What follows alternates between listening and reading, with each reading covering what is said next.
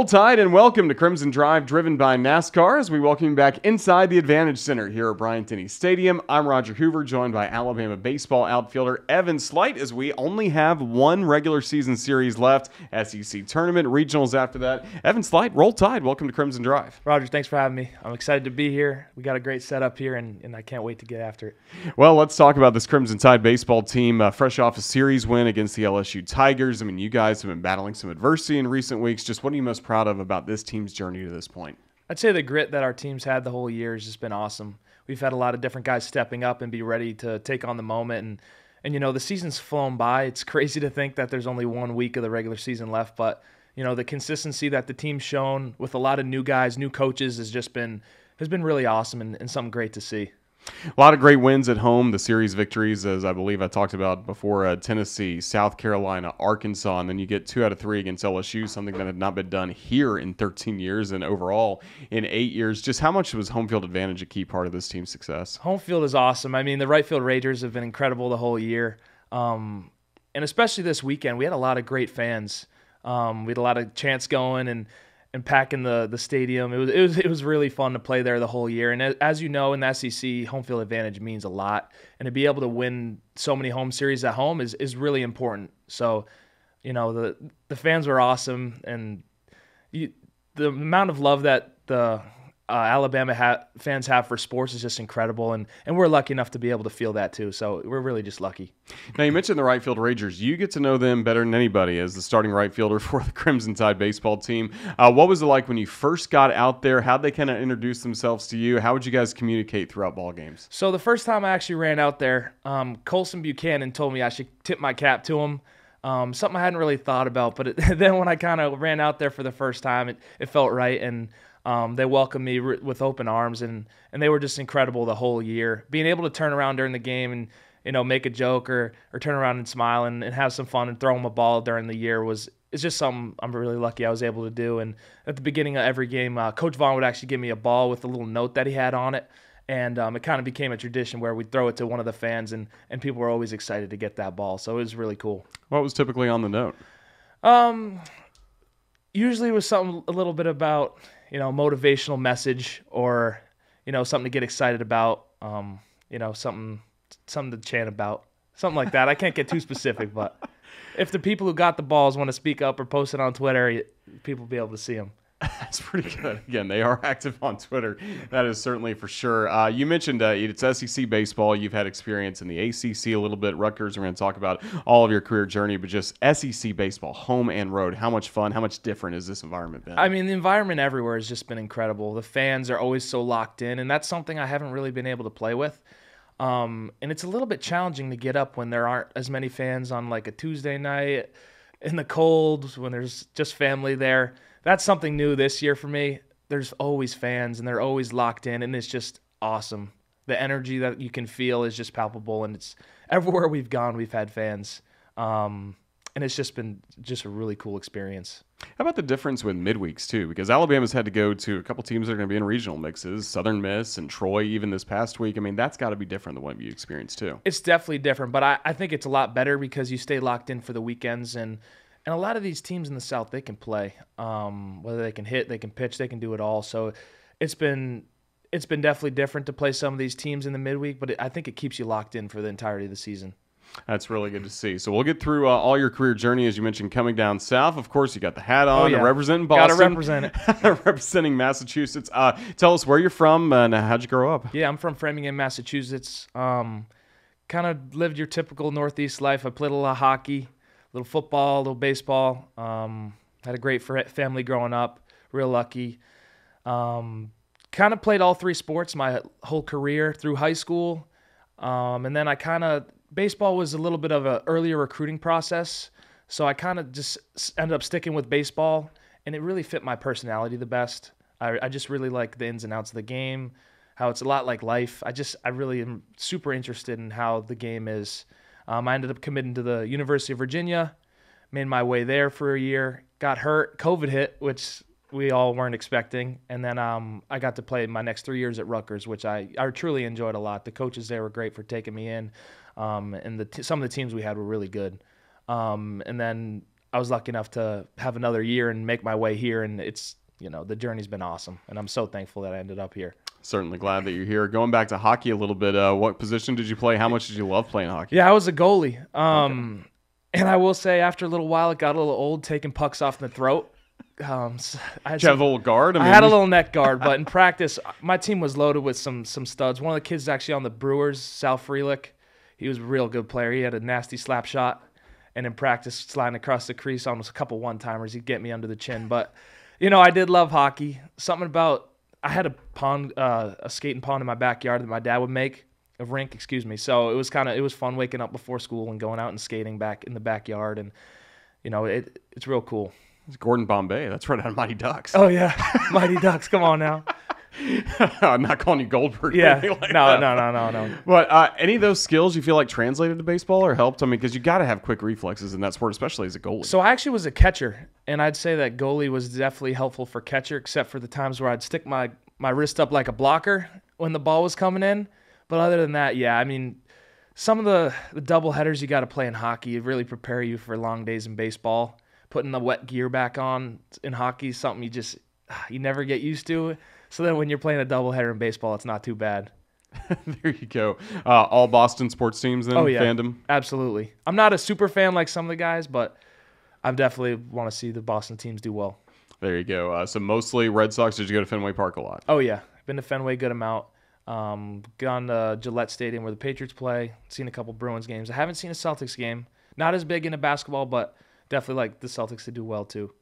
There you go. And obviously a lot of Crimson Tide players have made their way to Boston and played for the Patriots recent years. Oh, absolutely. That's why we've been so good. There you go. So you mentioned University of Virginia, getting started there in college baseball. What was that transition like for you? Definitely. It's a good question. Virginia was they care a lot about baseball, and it was, all that I've really ever wanted to go was a place where people really cared about baseball. They won the national championship the year before I committed there, and it just ended up not working out for me.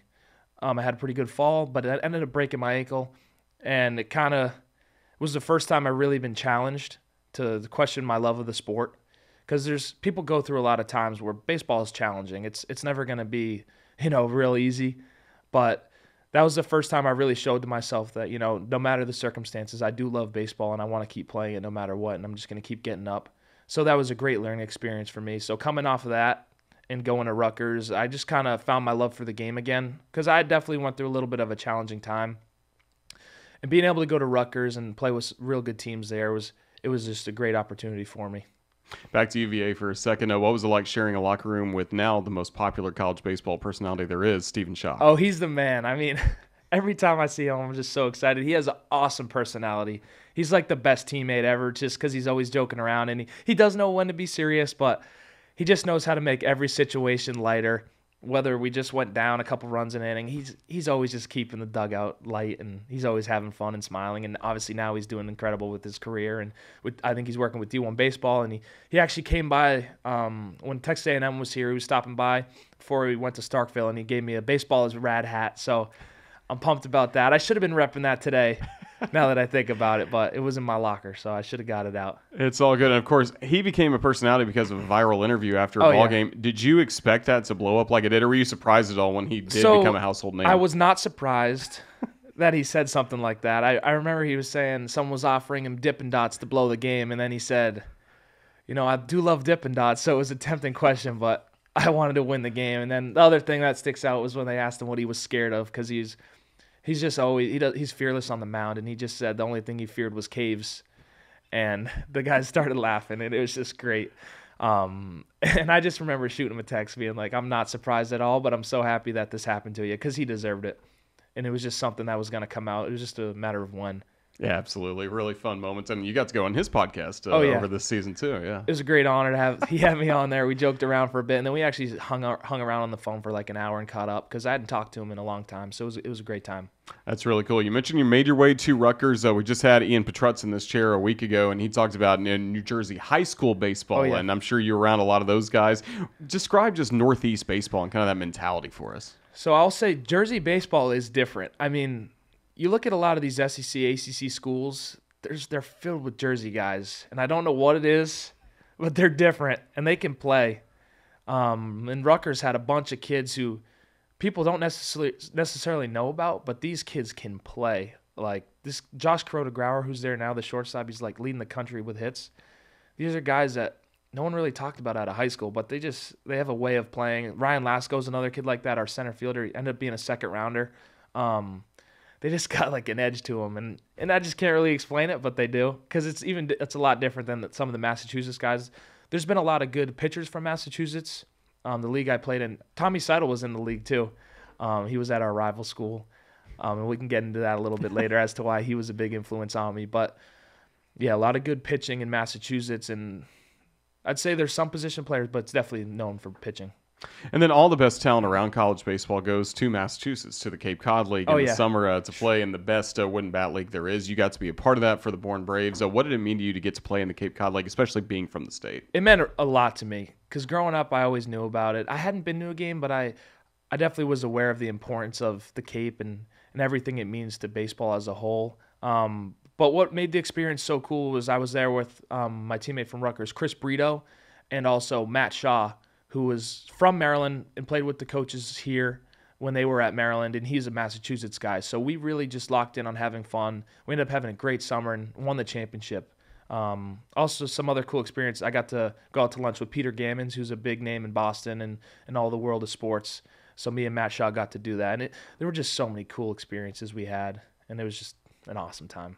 That really is cool to see. So, again, a little bit of introduction through, I'm sure, Matt Shaw to these Maryland coaches. You got to compete against Rob Vaughn, Anthony Papio, and Mike Morrison. What was it like competing in those Rutgers-Maryland matchups? They were always real good games. The first time I played them, I think it was my first year in the Big Ten, we only played Big Ten teams. So we had I think it was a 4-game series at Maryland. Was my second weekend of my career, really, because I didn't play at Virginia due to the shortened season. And we had a doubleheader versus them. I think we might have split the series 2-2, but what I remember, my teammate Chris Brito, I think he hit 5 homers, and their shortstop Benjamin Cowles hit 6 homers, and we were just saying like they were putting up video game numbers. It was a crazy weekend, and the ball flies there, and it was homers galore. Yeah, I don't think I partook in it, but it was fun. No homers here, but it was just a fun weekend. They were battling. It was just a great time.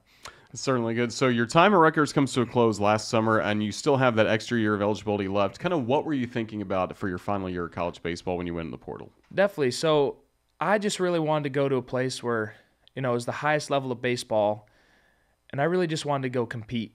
And I knew Tommy Seidel had played here. I played against him in high school. He was at our big rival. We were all scared of him. He was a stud quarterback. He's that kind of guy. Oh, yeah, he was that kind of guy. We all looked up to him. We were like, stay away from him. That kid can play. He hit a homer against us. I'll never forget it. But so I ended up shooting him a text, talking to him. And then when I saw that the Maryland coaches were coming here through Matt Shaw, I'd heard a lot of good stuff about him, right? So it just seemed like the perfect fit. And I was lucky enough where I was right, and it was just I couldn't ask for more. What do you like about these coaches? They're the same guys you meet when you first meet them as they are today. They don't change. They're very consistent. They tell you how it is, and they do emphasize having fun. And I think that's a great way to win ball games, is having fun. Because a lot of times these days, guys play with a lot of pressure on their shoulders, and it's hard to execute when you got a lot of pressure. And I think these guys do a great job of alleviating that pressure and also preparing us to not feel it. Because when you prepare correctly, you're ready to go. There's no questioning that you have in your brain that you're ready to go. So you choose to come to Alabama. How did this team gel together with all the different new pieces? Because, again, the whole outfield played at previous schools the year before, even T.J. McCants for a rival school in the SEC. How did you guys all get on the same page and become an Alabama baseball team starting in the fall? That's not an easy thing to do. It's a great question. It actually happened a lot naturally. I think it has a lot to say to the character of the kids on this team. Like, these guys are just selfless. They go about their business the right way, and they're really friendly. I mean, even the returners, they were real nice to a lot of the new guys, and we were able to just gel by competing a lot at practice. I think that's something that was big. We split up into 2 teams over the fall. We competed against each other the whole time, and that made a lot of bonds, and a lot of guys, got to learn a lot about each other through that. So I think that was really important. Were you a Gump or a Yellowhammer? I was a Gump. We ended up losing it. But I got really close to the guys on our team, on our squad, and it was great. That's really cool to see. And then you all get to come together to start the season. And one of the things I've liked most about this team is things haven't really gone to plan when you think about the Riley Quick injury and how that kind of created a domino effect. And then there have been ups and downs in the starting lineup too. Just how do you guys maintain that consistency that we've seen really all throughout the year with all that? We all just really want each other to succeed. We know that at the end of the day, like, numbers are great and all, but at the end of the day, it's really just about winning. So whatever it takes to win, we're going to do. And whether that is being the best teammate you can be, doing the chart, hitting in the 4-hole, hitting not, like, we're just really concerned with the success of the team. And I think that's a dangerous thing for teams. With guys who really want to compete, it can sometimes get challenging with guys who don't play or guys who haven't got as much time as they want. But this team has just been incredible in the sense that they just have really been rooting each other on, and it's been awesome. And also, they look to you as a leader. We heard about in the fall, everyone kind of saw your leadership traits, and they were thinking about bringing the number 3 tradition, which they had at Maryland, representing the 3 pillars of the program: ownership, toughness, grit. And then Rob Vaughn asked all the players in a survey who represents that the best, and apparently you had like 44 of the 46 ballots. You were on there. Why do you think your teammates voted you captain? I'm not quite sure. I definitely try to be consistent with the way I am, whether I'm struggling or not. And I always tell people that it could have been anyone on this team. We are full of guys who represent those 3 pillars, and I'm really honored that people thought that I could be a representation of that. And that's really all I can say. I just try to go about my business the same way every day, but it's mainly because of the guys around me. It's nothing really that I did. It's really the team. Really meaningful as well that Anthony Papio, who was the first one to get to do that at Maryland, now he's your coach here as well. Oh, absolutely. And he's offered me a ton of advice going through it, how to handle it, how to, say the right thing and help the team when the team needs it, but also not saying too much. Because sometimes if you say too much, words only mean so much as long as they're genuine. So he's been awesome for me. He's the outfield guy too and the hitting guy. So it's just been great. He's an awesome, awesome guy. Well, of course, the leadership got tested. Really, everything got tested when the Crimson Tide were in Starkville a couple weeks ago. Just how do you describe the rough trip that it was and what you got to see from everybody around this program trying to get guys on the field and finish out those last 2 games? I mean, first of all, shout out to John Stryker and Will. I mean, they were incredible for us. We were all really hurting. That was pretty bad. And the team just stepped up. The team really did. And that was big for us. Because there were guys in the hospital, there were guys getting IV bags, guys in the clubhouse just laying down during games because they were really so sick. But at the end of the day, we're not going to remember how sick we were. We're going to remember how the team really just came together and played and won that last game because it was really important to win that game and not get swept. And I think Ian said, I don't remember the exact words he said, but I think, what did he say? It was gnarly? Gnarliest, yeah. It was gnarly. I'll just leave it at that. Let's put it in the past, but it was gnarly. That's certainly good. So you get back to Tuscaloosa, and in the right field spot, William Hameter finishes out the series, played against Troy, hit 2 home runs, and then going into this weekend against LSU, we heard Rob Vaughn tell the story, and we'd love for you to retell it, kind of his thought process putting William Hameter back in right field, and also your reaction to the news. I mean, Hameter's a professional hitter. We've known that the whole time, and he's been an awesome teammate to me. So when Coach told me that, he was going to be starting, I couldn't have been happier. He's a guy who deserves it. He's a guy who can really play the game. He can play real well. So, people a lot of times are really concerned about getting on the field and about themselves. But at the end of the day, he's the guy who deserves to be out there right now. And that's all I can really say is he deserves it. He does. Yeah, and you certainly felt that way, even again, going into the Friday ball game. How about the weekend he put together, especially putting the ball in play to win the game on Friday? He's been awesome the whole year. I mean, at the beginning of the year, he wasn't necessarily getting hits, but he was hard out after hard out, and that's all you can ask for. You can't control hits or not, and he's just done that the whole year. Every time he's up, he's getting a quality at bat, and that's huge for the team. I mean, even a couple of his outs yesterday, they were both hard line drive. I think they were both to center, but he's just been like that the whole year in the fall too. So, I mean, he's always just a very challenging out for the other team's pitcher. So what you just described is basically mudita, having that selfless love for other success that we've heard Patrick Murphy talk about a lot. And again, you fit into that really well. And then I'm looking at the senior day ceremony, and lo and behold, there's Patrick Murphy wearing an Evan Sleight jersey. Yeah. What can you tell us about your friendship with Coach Murphy, the softball coach? He's been a really big influence on me, the way he goes about it, for how long he's been here, all the records they have. And I know they're hosting another regional, which is awesome. But he's been really instrumental for me really embodying mudita, because at the end of the day, that's a challenging thing to do as a competitor. But if you want to have a team that can really win and can go far, you need it. So I just became aware that in order to maybe influence some of the younger guys who might not know, I really just have tried to embody that as best as I can here. And if it wasn't for him, I really wouldn't have even known what that meant. But And he really cares about baseball. I mean, I get texts from him during yeah. ball games all the time that he's hearing on the radio, and it seems like he's got a great friendship with a lot of you guys. Oh, he came and spoke to us as he did to the basketball team kind of before our season and told us about mudita, and it was a really moving speech. And since then, there hasn't been any issues about it. I mean, guys really took it to heart, and when he speaks, guys listen, or girls listen, because what he says is really important. So, we're really lucky that he treats us so well and is a resource for us when we need him, and also when we, just as a friend for us. So having him out there for senior day was really nice of him, and it was great to have him out there. So much appreciated. Really cool to see again as the home schedule got to wrap up. Now you get set for the Auburn Tigers and then the SEC tournament and then the regionals after that. I mean, you got to be stoked for what's ahead for this baseball team. It's exciting. You never want to look too far ahead because you know how baseball is, but it's definitely a fun time of the year. And like we said, the season's flown by. It's crazy that it's already here. Just kind of relishing every moment and enjoying it with the guys. And let's see where we can take this thing. I'm really sure we got a special team, so we just got to take it one pitch at a time and allow that to happen. How much have you enjoyed being an Alabama athlete? I mean, you look at the success other sports have had on campus this year. We were talking about the soccer team before, but then football, a great year. Men's basketball making the Final Four. Have you become truly a Gump? I mean, you just look around and there's incredible athletes everywhere. Football, golf, soccer, softball. I can name every team. We had the award ceremony a couple weeks ago, I think it was, and I was just looking around and recognizing all these incredible athletes.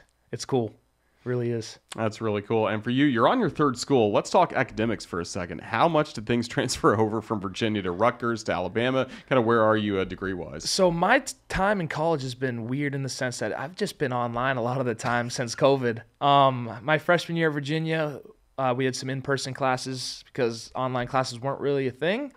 But since then, I kind of was able to get in a good groove, and it's helped with baseball because I can really lock in with my teachers and get my work done ahead of time, which is something I wasn't used to before that. But yeah, I got my major in communications, I minored in Spanish, and now I'm getting my master's in marketing. Very good. So what would be the plan after baseball's done? I'm not entirely sure. I'm kind of just doing as much as I can so that when something calls, I'll be ready for it. I'm definitely motivated to be the best I can at anything that I do. So whatever calls, I'm going to work as hard as I can to be the best that I can at it. Well, we certainly look forward to charting your progress. You've done great things already as the captain of this baseball team. And Evan Sleight, just thank you for all the time given us today on Crimson Drive, driven by NASCAR. Best of luck against Auburn this weekend, and then we're going to have a fun ride after that. But thank you. Roll Tide. Roger, thank you so much. Roll Tide.